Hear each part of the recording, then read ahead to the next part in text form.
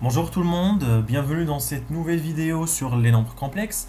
Donc aujourd'hui on va voir deux nouvelles définitions, donc le conjugué et le module d'un nombre complexe. Et à la fin de cette vidéo on va voir leur interprétation géométrique. Donc commençons par la définition du conjugué d'un nombre complexe et fixons un z qui vaut x plus y avec x et y de réels. Donc le conjugué de ce nombre complexe z est aussi un nombre complexe défini de la manière suivante. X moins y. Donc pour la notation, on note z bar. Et à partir de mon complexe z, je maintiens la partie réelle. Donc la partie réelle x, je la maintiens. Et la partie imaginaire, je prends son opposé. Donc dans z, la partie imaginaire, c'était y. Et j'ai pris son opposé, c'était moins y. Donc z bar, c'est x moins y. Donc prenons des exemples. Donc par exemple, le module de 3 plus 4i. Donc pour la notation, on met une barre au-dessus de mon complexe. Donc j'applique ce qu'on a dit tout à l'heure. Donc la partie réelle, je la maintiens. Donc le 3, je le maintiens. Et la partie imaginaire, dans 4, je prends son opposé. Donc ça me fait 3 moins 4i. Deuxième exemple, si je prends par exemple 7 moins 5i, donc le tout bar, je fais la même chose. La partie réelle, c'est 7, je la maintiens. Partie imaginaire, c'est moins 5, je prends son opposé, donc c'est moins 5, ce qui donne plus 5. Et donc j'ai 7 plus 5i. Donc prenons deux cas particuliers. Donc premier cas particulier, par exemple, si j'ai la partie réelle qui vaut 0. Donc cherchons le conjugué de 9i.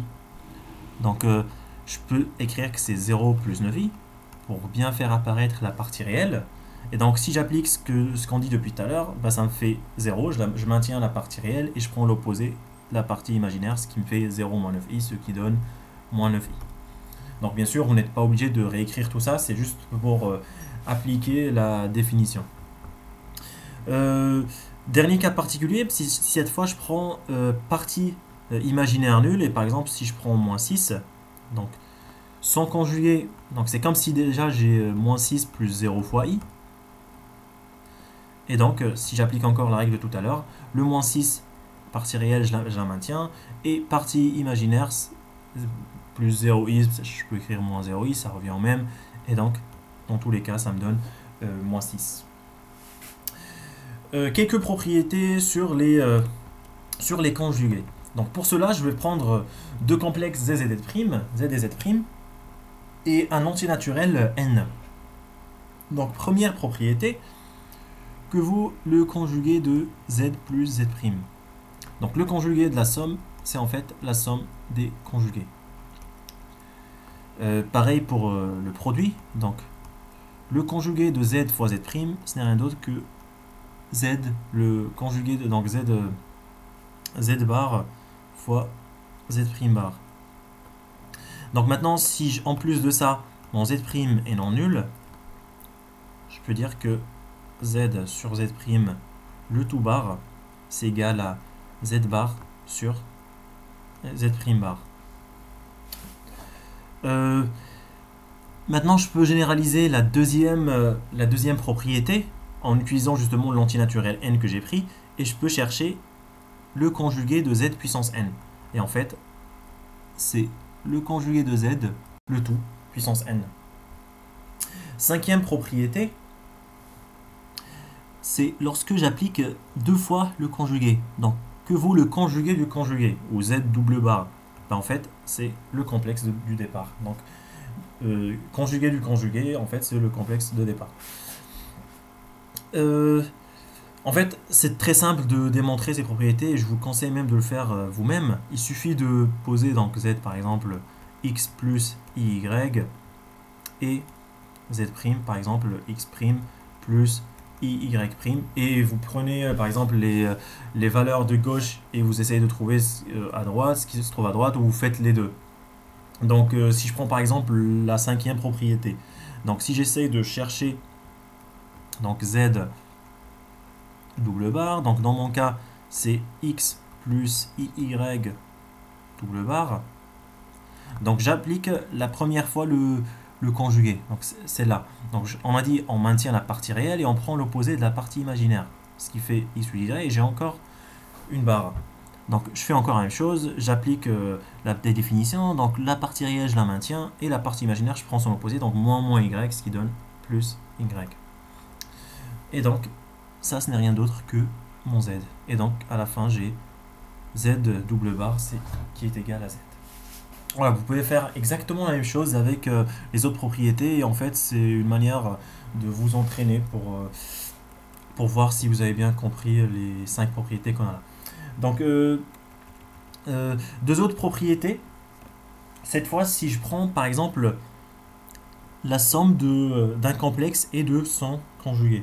Donc si je cherche z plus z bar, là encore je vous conseille de la démontrer. Donc ça va me donner 2 fois la partie réelle de z.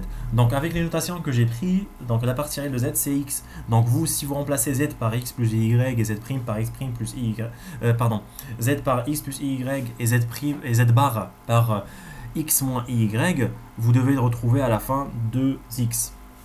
Et deuxième propriété, cette fois si je fais la différence de z moins z bar, donc z moins z bar, là on va trouver 2 fois i fois imaginaire de z. Donc encore avec les mêmes notations, vous allez trouver 2iy. Deux dernières propriétés pour les conjugués. Ce sont des propriétés très importantes qu'on retrouve dans pas mal d'exercices. Donc z dans R, si et seulement si z bar égale à z. Donc si je cherche le conjugué et je trouve que c'est égal à z, bah là je suis sûr que mon z est un réel. Qu'est-ce qu'on peut dire si maintenant, au lieu de trouver z, je calcule mon z bar par exemple et je trouve que c'est égal à moins z. Si je trouve que c'est égal à moins z, là je suis sûr que mon z il est dans IR. Donc rappel, ce IR c'est l'ensemble des complexes, donc des imaginaires purs.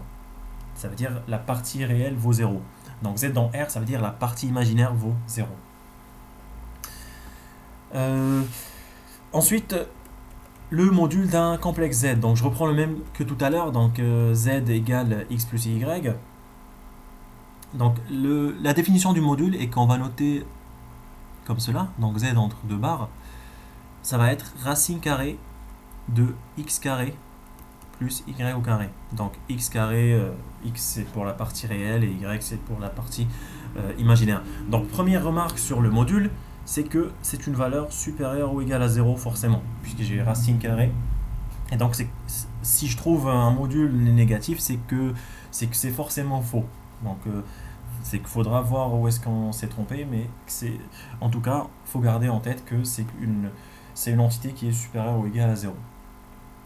Donc prenons deux exemples. Donc par exemple, que vaut le module de par exemple 3 moins 4i.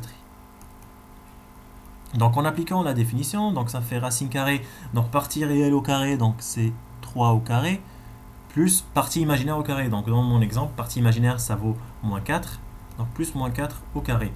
Donc je calcule tout ça, donc 3 au carré ça me fait 9, moins 4 au carré ça me fait 16. Donc 9 plus 16, ça me fait 25, et donc racine carrée de 25, ça me fait 5. Donc le module de 3 moins 4i, il vaut 5. Prenons un deuxième exemple, par exemple, que vaut le module de moins 7i? J'applique encore la définition. Donc là, c'est comme si j'avais module de 0 moins 7i. Donc partie réelle au carré, donc c'est 0 au carré, partie imaginaire au carré, c'est moins 7 au carré. Et je calcule. Donc ça me fait 0 plus 7 au carré, ce qui donne 49. Donc ça me fait racine carrée de 49. Et du coup, ça me fait 7. Et donc le module de moins 7i, il me donne 7. Donc des propriétés aussi pour le module. Donc fixons encore deux complexes z et z' et prenons un antinaturel n. Donc comme on a vu tout à l'heure, on peut chercher par exemple donc module de z bar. Là on va trouver que c'est pareil que le module de z.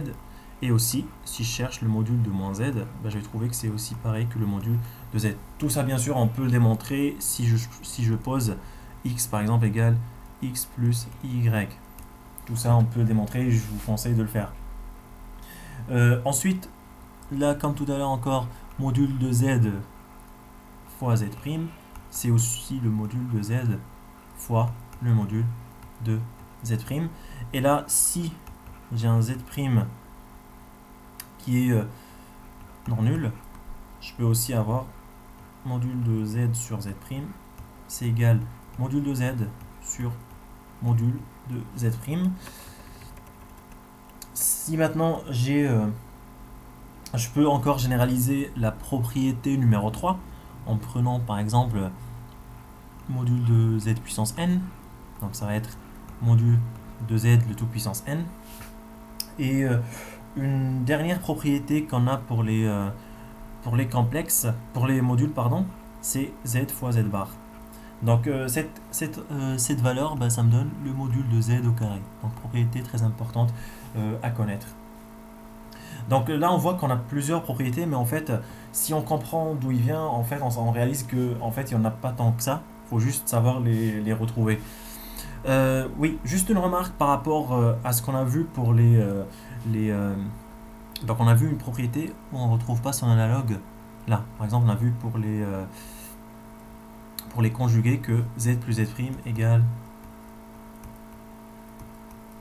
conjugué de z plus conjugué de z'. Donc alors ça, ce n'est plus vrai dans le cas. Donc là, une erreur à éviter. Donc ça vaut pas du tout. Donc ça, c'est archi faux. On a même ce qu'on appelle l'inégalité triangulaire. Ça, c'est même inférieur ou égal z plus z'. Donc ça, c'est une erreur très très classique. Donc faites très attention à cela. Donc ensuite, interprétation géométrique, donc que ça soit du module ou du conjugué. Donc pour cela, reprenons encore z égale x plus y. Donc essayons, donc là je vais prendre un repère orthonormé direct. Je vais prendre par exemple l'origine O. Et par exemple, je vais prendre IJ par exemple, ou UV, ou comme vous voulez. Donc par exemple, là c'est mon repère orthonormé OIJ. Donc je peux prendre par exemple, je vais essayer de placer, donc pour placer un complexe, donc là le point M, donc juste pour la notation, on dit que M, il a comme affixe Z, donc Z est l'affixe du point M, et on dit que M est l'image du nombre complexe Z. Donc M c'est l'image du nombre complexe Z, et Z c'est l'affixe du point M. Donc pour noter, ben, comme ce qu'on faisait pour les points de coordonnées x, y, là encore les coordonnées c'est la partie réelle et la partie imaginaire. Donc dans les notations que j'ai prises c'est encore x et y. Donc je vais choisir par exemple x et y de valeurs positives. Par exemple imaginons mon x il est là et par exemple mon y il est là. Donc je vais du coup retrouver mon point M quelque part là. Donc là c'est mon point M. Prenons maintenant M',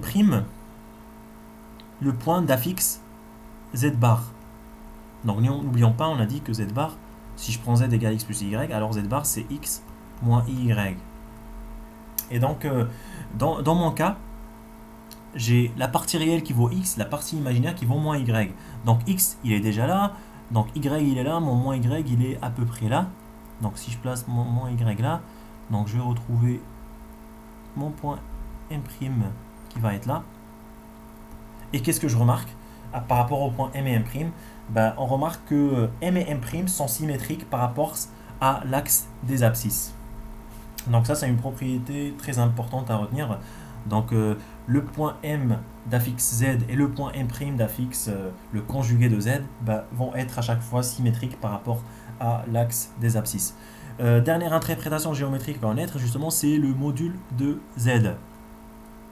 Donc on a dit tout à l'heure que module de Z c'est racine carrée de x carré plus y au carré. Donc deux manières de l'avoir. Donc si mon x carré, donc là c'est la distance, donc tout ça c'est x.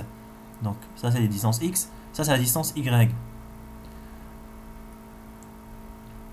Donc si je trace le triangle qui est là, il est rectangle en ce point là.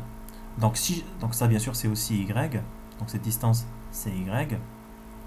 Et donc si je prends x carré plus y au carré, bah, ça me donne la distance OM au carré. Et donc je peux dire que puisque c'est une distance, la distance est positive, ça va faire racine carrée de x carré plus y au carré. Et donc cette distance OM, ce n'est rien d'autre que la définition du module de z. Donc géométriquement, le module de z, donc le z, c'est l'affixe du point M, n'est rien d'autre que la distance entre l'origine et le point M. Voilà, ça sera tout pour cette vidéo. Donc si vous avez des questions, n'hésitez pas à me les poser en commentaire. Voilà, je vous souhaite bon courage. Au revoir.